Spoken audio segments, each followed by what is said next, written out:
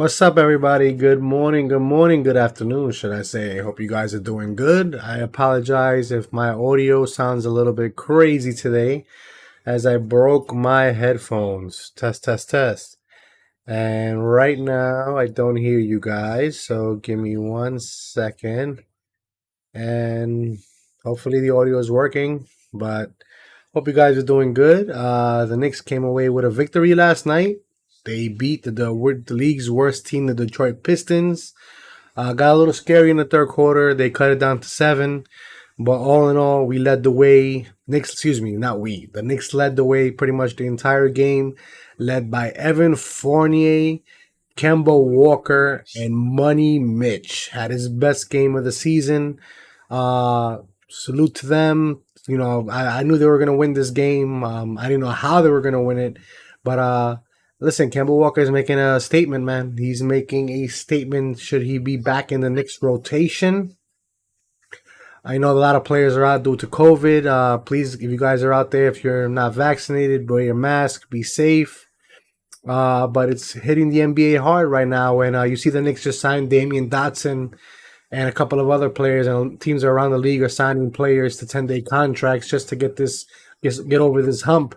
But Damian Dotson played a little bit last night, didn't do too much. He didn't need to because Evan Fournier, Kemba Walker, Mitchell Robinson, and they looked good. They came to play. Julius Randle had 6 turnovers, but that's Julius Randle and had 19 points.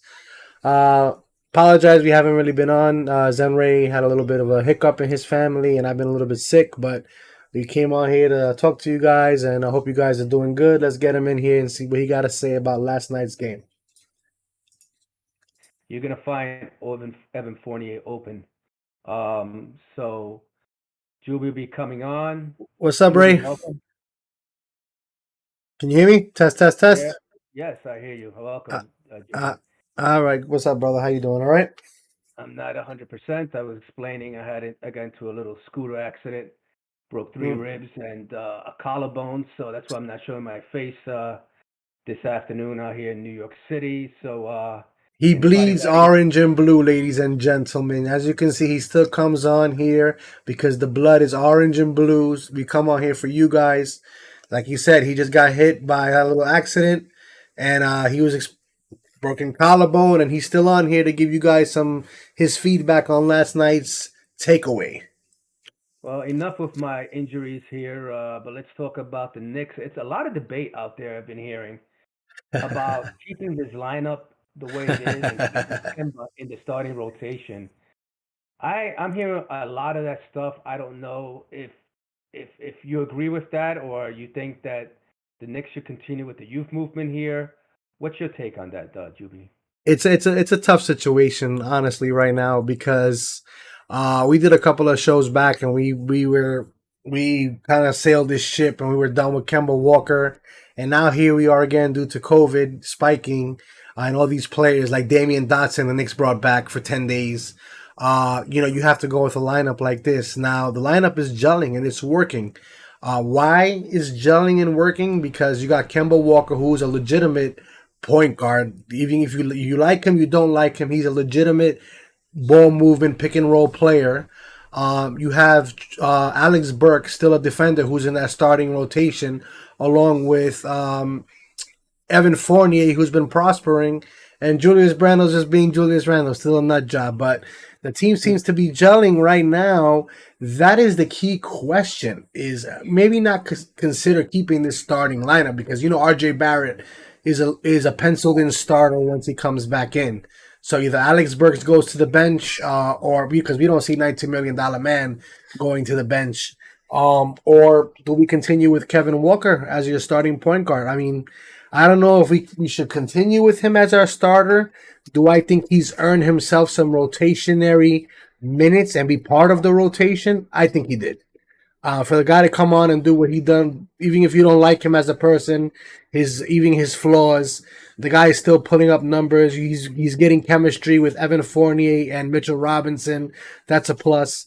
And I think even if you want to go with McBride and Derrick Rose, I still think some way, somehow, you have to have Kemba Walker in that lineup. Maybe not a starter, Or maybe you do. That was the original plan when the season started, was having Kemba Walker your starting point guard with Derrick Rose as your bench. But who knows? What do you think?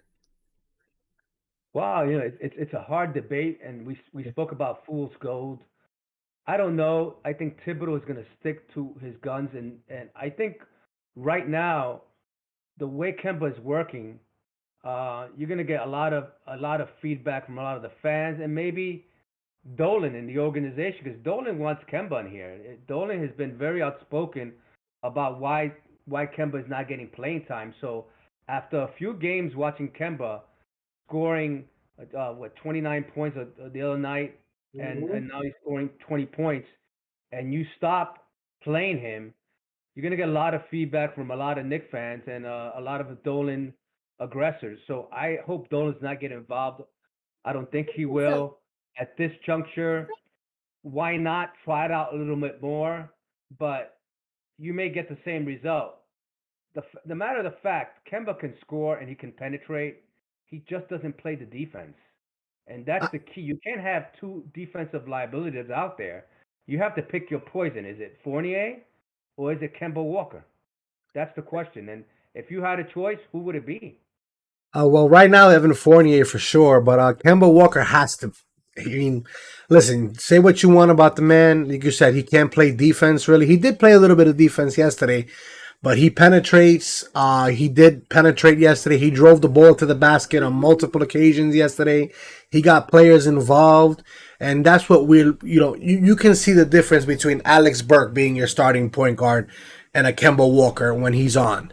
If you get the Kemba Walker that we got in the last two nights, I will definitely take that any single day over Alex Burke. Like I said, maybe you don't start him and you have him come off the bench, but where does that leave Derrick Rose when he's healthy, and where does that leave Miles McBride and Emmanuel Quickly, which we're trying to develop?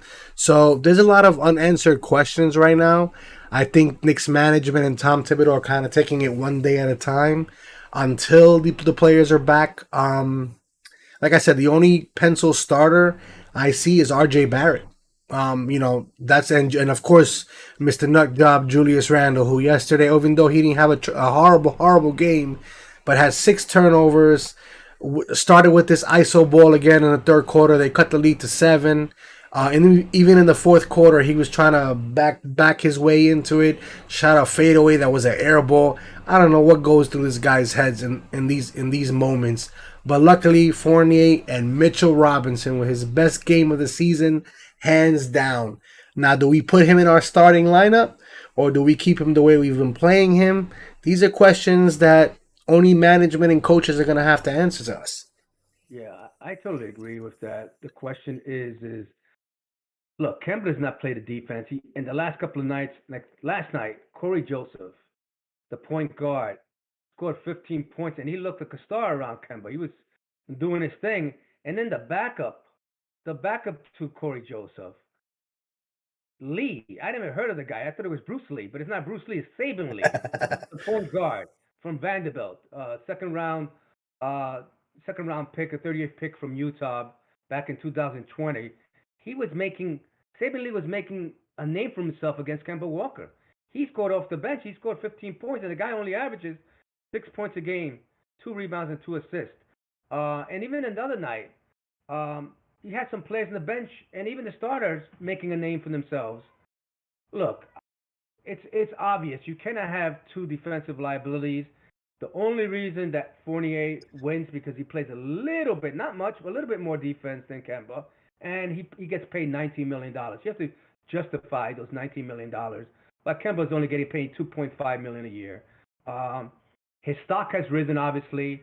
I think Kemba Walker made a point the last couple of games, and he made a point that he can play. Look, he was making Mitchell Robinson score his points, and he was making Evan Fournier score his points too. When you have a point guard that can penetrate and dish out the way he does, it makes Mhm. the whole team work collectively. The only thing I ask management to do, or Thibodeau to do, is to sit down Randall and say, Randall, please let the point guard lead. Let the point guard lead and let him rotate the ball. The only thing about that is since Thibodeau has created Randall to be this point forward for the team. How do you stop that? So, I don't